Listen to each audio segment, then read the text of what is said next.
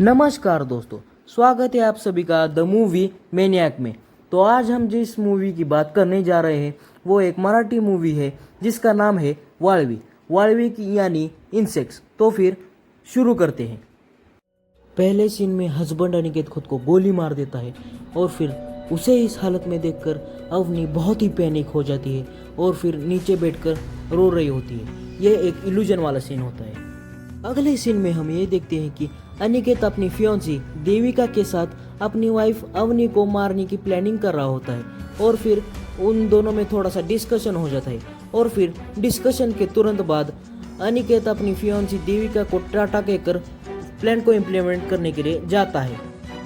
अनिकेत जब घर जाता है वो नोटिस करता है कि उसकी वाइफ अवनी बेड के नीचे सो रही होती है।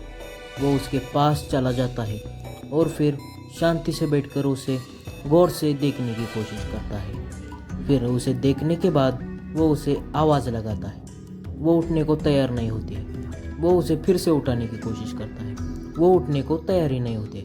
फिर अनिकेत अपने बैग में से एक गन निकालता है और फिर उसके बाद उस गन की आवाज़ करता है। उस गन की आवाज़ सुनते ही अवनी एकदम से उठ जाती है। फिर वो उसके साथ डिस्कशन करने लगता है। अवनी अपना 35वां बर्थडे सेलिब्रेट कर रहे होते हैं। इसी खुशी में वो केक काटती है और फिर वो ये बोलती है कि वो अब 36 साल की हो गई है, फिर भी उसे कोई बेबी नहीं हुआ है और फिर वो केक अनिकेत के साथ शेयर कर देती है। इसी मुद्दे पर दोनों हस्बैंड और वाइफ में बहुत ही बड़ा झगड़ा होता है। फिर अनिकेत अवनी को शांत करता है। फिर वो उसे घर जब्ती की नोटिस के बारे में बताता है और फिर ये कहता है कि उसके ऊपर बहुत ही बड़ा कर्जा है। इस कर्जे में वो डूबा हुआ है, इसलिए उसके पास एक ही ऑप्शन है और अवनी के पास भी यही ऑप्शन है कि वो दोनों आत्महत्या करें। अनिकेत अवनी के हाथों से एक सुसाइड लेटर लिखवाता है क्योंकि आगे जाकर उनको कोई दिक्कतें फेस करनी ना पड़े। अगली ही सुबह अनिकेत अपनी गन मिसिंग वाली रिसिप्ट लेकर वहाँ से चला जाता है। पुलिस स्टेशन से बाहर आने के बाद वो अपनी गाड़ी में बैठ जाता है। गाड़ी में बैठते ही वो अपनी काम वाली बाई राधाबाई को फ़ोन करता है। राधाबाई को फ़ोन करने के बाद वो उन्हें ये इंसिस्ट करता है कि वो अपने काम पर जल्दी आकर अपना काम जल्दी से निपटा दे और फिर घर चले जाए। उसके बाद वो थोड़ा सा पानी पी लेता है और फिर रिलैक्स करता है। उसके बाद वो अपने ड्राइवर से डिस्कशन ख़त्म करते ही अपनी गाड़ी में से अपने ऑफिस पहुंच जाता है। ऑफिस में पहुंचते ही वो अपने केबिन में बैठकर अपने अगले प्लान को एग्जीक्यूट कैसे करना है उसके बारे में सोचता है। एग्जीक्यूट करते करते वो बीच में थोड़ा सा रिलैक्स होकर पानी पी लेता है, जैसे कि आप देख रहे हैं। अगले प्लान के मुताबिक अनिकेत अपनी फियोंसी देविका के डेंटल क्लिनिक में पहुंच जाता है। वो उसे अंदर आने को कहती है। अंदर जाते ही वो डिलीवरी बॉय के कपड़े पहनने लगता है।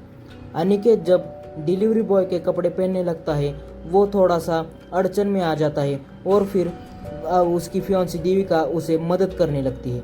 मदद करते करते वो बहुत ही छोटी छोटी चीज़ों का बहुत ही अच्छे से ख्याल रखते हैं और फिर उसके प्लान के मुताबिक वो अपने गन्स और बाकी के थिंग्स अपने बैग में अच्छे से पैक कर लेता है और फिर देविका उसे अपने डेंटल से बाहर एस्केप करने में मदद करती है। अनिकेत जब अपने घर पर पहुंचता है वो ये नोटिस करता है कि उसकी वाइफ अवनी सो रही होती है और फिर इस मौके की नज़ाकत को समझते हुए अनिकेत अपने प्लान को जल्दी से एग्जीक्यूट करने की कोशिश करता है। वो ब्लैक वाली गन को अपनी वाइफ अवनी के भेजे पर टारगेट करता है और फिर धीरे से ट्रिगर दबाने की कोशिश करता है। जब वो ट्रिगर दबाता है तभी अचानक से एक थोड़ी सी आवाज़ आ जाती है। फिर उसके वाइफ अवनी के भेजे में से खून निकल रहा होता है। वो देखकर अनिकेत पैनिक हो जाता है और फिर वो वहाँ पर थोड़ा सा शॉक में रह जाता है। फिर अनिकेत अपनी फियोंसी देविका के डेंटल क्लिनिक में पहुंच जाता है और फिर वो उसे ये बताते हैं कि उसने किस तरह से अपने प्लान को एग्जीक्यूट किया। अनिकेत जब अपने घर में पहुंचता है वो ये नोटिस करता है कि उसके वाइफ की बॉडी वहाँ पर प्रेजेंट ही नहीं होती है। इससे उसको बहुत ही बड़ा झटका लगता है। उसी सिचुएशन में अनिकेत अपनी फियोंसी देविका को वहाँ पर बुला लेता है और फिर ये सारी बात वो उसके साथ डिस्कस करने में लग जाता है। यहाँ पर आ जाता है बहुत ही बड़ा ट्विस्ट। अपनी वाइफ का कॉल रिसीव करते हुए अनिकेत ये नोटिस करता है कि वो कोई अनजान आदमी है जो उन दोनों को मिलने के लिए बुला रहा है। और अगले सीन में उन दोनों की मुलाकात अंशुमन नाम के एक साइकेट्रिस्ट से हो जाती है, जो उन दोनों को सरप्राइज दिखाने के लिए लाया होता है। जब वो उनको बैठने को कहता है तब वो उसे पूछते हैं कि क्या सरप्राइज है। तब वो उन्हें सरप्राइज दिखाकर सरप्राइज ही कर देता है, जैसे कि आप देख रहे हैं। इसको देखकर दोनों ही बहुत ही पैनिक हो जाते हैं। अंशुमन आगे ये कन्फेस करता है कि उसने ही अवनी को ऑलरेडी दवाइयाँ देकर मारा हुआ था। इसके बावजूद अनिकेत ने अवनी को गोली से मारा, इसीलिए अंशुमन उन दोनों के साथ थोड़ी सी बहसबाजी करता है और आगे ये भी बताता है कि उन दोनों में अफेयर चल रहा था और वो जल्द ही शादी करने वाले थे।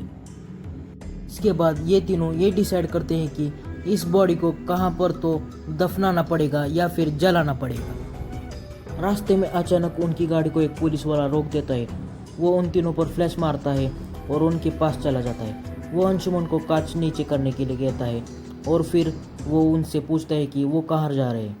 अंशुमन उन्हें रिप्लाई देता है कि वो आगे ही जा रहे हैं। फिर वो उन्हें रोक कर ये कहता है कि इस लेडी को भी साथ में ले जाओ। जब आगे रास्ते में गाड़ी एक स्पीड ब्रेकर को टकराती है, तभी उस लेडी को ये पता चल जाता है कि वो एक डेड बॉडी के साथ ट्रैवल कर रहे हैं। और फिर उनके साथ वो बहस में लग जाती है और फिर वो उन्हें ये कहते हैं कि वो एक डेड बॉडी के साथ ट्रैवल क्यों कर रहे हैं। वो उन्हें इनकार कर देते हैं और फिर वो सब उस लेडी को ये बोलते हैं कि वो एक डेड बॉडी नहीं है, वो उनकी दोस्त है और फिर वो सब ट्रैवल करे। फिर उन सभी में बहसबाजी चलती ही रहती है और फिर अचानक वो डर के मारे आगे जाकर पुलिस को फ़ोन करने की कोशिश करती है। और वो जब पुलिस को फ़ोन कर रही होती है तभी अचानक पीछे से अनिकेत उस पर वार कर देता है और वहीं पर वो लेडी मर जाती है। आगे जाकर उस पुलिस वाले को उन सभी पर डाउट हो जाता है, इसलिए वो उन सभी को अपनी गाड़ी को रोकने के लिए बोलता है। वो अपनी गाड़ी आगे रोककर पीछे आ रहा होता है। तभी इस मामले को मद्देनज़र रखते हुए अंशुमन गाड़ी से उतर जाता है और फिर वो इस सारे मामले को हैंडल करने की कोशिश करता है। वो सभी लोग उसका साथ देने में लग जाते हैं और फिर अचानक इस मामले में ये पुलिस वाला और डाउटफुल होकर उस लेडी को चेक करने की कोशिश करता है और फिर उसे समझ में आ जाता है कि वो लेडी मर चुकी है। वो अचानक अलर्ट होकर सभी को गन से अपने हाथ ऊपर करने के लिए बोलता है। तभी अनिकेत अचानक गाड़ी से बाहर आता है। तभी वो पुलिस वाला अपने डिपार्टमेंट के ऑफिसर्स को फ़ोन कर रहा होता है। तभी उस पर देविका गन से गन शॉट मार देती है। फिर वो पुलिस वाला वहीं पर मर जाता है।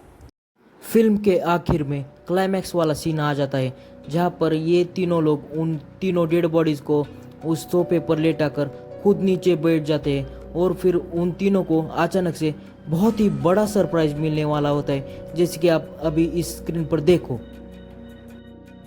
इस सरप्राइज के बाद हमें ये पता चल जाता है कि आदमी को आखिर में अपने कर्मों का फल भुगतना ही पड़ता है। और फिर इस आखिर वाले सीन में डायरेक्टर के द्वारा सिनेमैटिक मेटाफर का अच्छी तरह से यूज़ किया गया है, जिसका नाम है द कर्मा रिटर्न्स, जैसी करनी वैसी भरनी। और फिर आगे एक सीन आ जाता है कि ऊपर जो लैंटर्न होता है उस पर वाळवी लगी होती है। वाळवी यानी इंसेक्ट्स। ये मूवी यहीं पर ख़त्म हो जाती है। Lastly, I would like to thank you all for watching my video till the end. And if you love my videos, then share it to your friends and also like the videos and also subscribe to my YouTube channel and press the bell icon for new notifications. तब तक के लिए tata bye bye, have a nice day. मिलते हैं next video में।